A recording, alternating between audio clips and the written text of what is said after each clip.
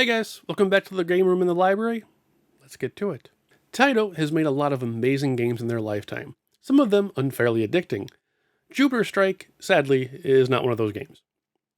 Our feature title today is a third-person auto-scrolling spaceship shooter from the house that Bubble Bobble built. Acclaim's American release barely changes anything from the Japanese original, so purists can take comfort knowing the experience is shared across the pond. Gamers take control of the Coleopter, a peculiarly named spacecraft that may be unintentionally referencing the real-world Coleopter. The latter is a 1950s war machine that was essentially wingless. The homage may be unintentional as the game's craft clearly has a wide set of wings. With this oddly named metal steed, they'll have to face off against the evil Totenkreuz.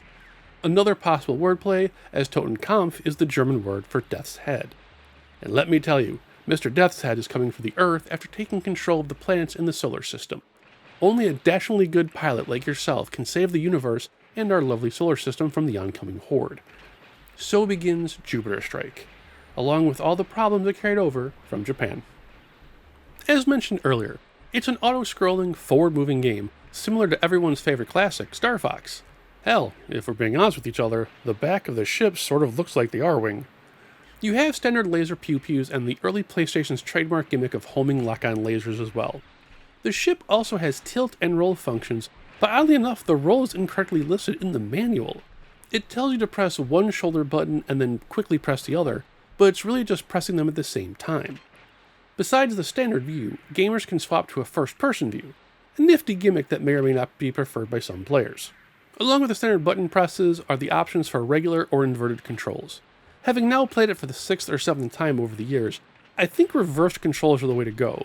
The rest is just successfully shooting and dodging your way through the 8 stages, which is where the rest of the game falls apart. I guess there's no other way to say it, but Jupiter Strike is just boring. From the opening movie, there's no sense of real impending doom or urgency. Sure, you're witnessing whole armadas getting shredded to pieces, but it's just there. The launch sequence looks like someone just watched Sylpheed and copied that, but slower. Even the music doesn't seem appropriate for the vibe. The opening music notes that welcome you into the world are monotone, muddy beats that sound like the first pre-programmed track on a new keyboard.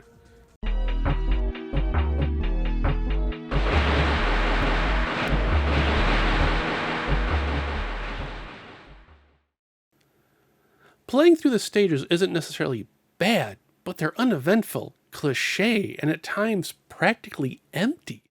When objects do begin to appear, the pop-in can be minorly jarring, only adding to the woeful experience. The problem here isn't what is shown, but what isn't. On their own, the stages feel nothing more but stereotypes played out in sequence. However, through a more forgiving review lens and as a whole, the stages feel like great rough drafts, as if the level designers laid everything out for the first time and were never given a chance to finalize or refine them. As mentioned before, the music is dull, repetitive, and drones on. At least when you can hear it. Between all the weapon sound effects, being able to just hear the music is a challenge. Sound effects are the standard fare, with nothing unique to call out. Enemy patterns are designs that arguably fall in line with the backgrounds. They feel like first drafts rather than polished attack vectors. Half the time they don't stay around long enough for you to even lock on or fire, and the other half gets so close to you that dodging their missiles attacks is almost impossible. This leads to the main flaw with Jupiter Strike. Graphically, audio, all of that can be forgiven if the gameplay holds up or if there's just some gimmick that works. Taito provided nothing for the player to work towards. There are no power-ups. There are no extra lives. 0. You get 3 lives and that's it. If you die, you start all the way over from the beginning of the stage, even if you are at a boss. Considering the hilarious amount of attacks players face against just the first boss, it's just not worth it. I shamelessly threw on a Game Shark, slapped the Infinite Shield code on, and went about my way. Even with that code on, I still played as if I wasn't impervious, and that allowed me to understand just what one would face reaching the end of the game on 3 lives with a full level reset for each loss. To put things in perspective, with infinite health I was able to finish Jupiter Strike in about 40 minutes. Prior, I had spent about 3 hours not getting past the second stage, restarting the cycle every 3 deaths.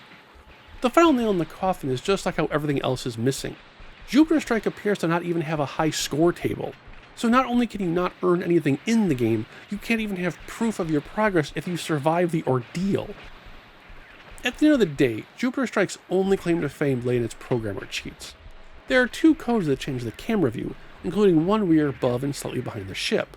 While it doesn't help Jupiter Strike, if combined with the release of Ray Force, the hidden camera view reveals Taito's first steps towards the absolute legendary shooters RayStorm and RayCrisis years later.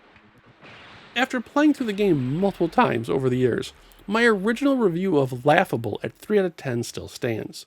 There's nothing to save Taito's early offering on the PlayStation, but what it heralded was worth the once through. And there you go, guys. If you're new to the channel, this is the game that I infamously fell asleep playing when I was at Game Shark Interact Accessories. People called the HR lady over because they thought I was dead in my chair because apparently I wasn't snoring. I was just in trying to see if maybe it was just work related. When I first started this new review of it, I played it for about a level and a half, paused it, went to stand up to get a drink of water, and ended up taking a nap for half an hour.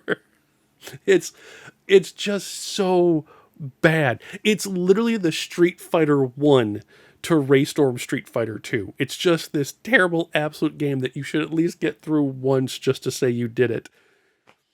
But yeah. If you guys have any questions or comments, let me know them below. It's terrible. I'll see you guys next episode. Take care.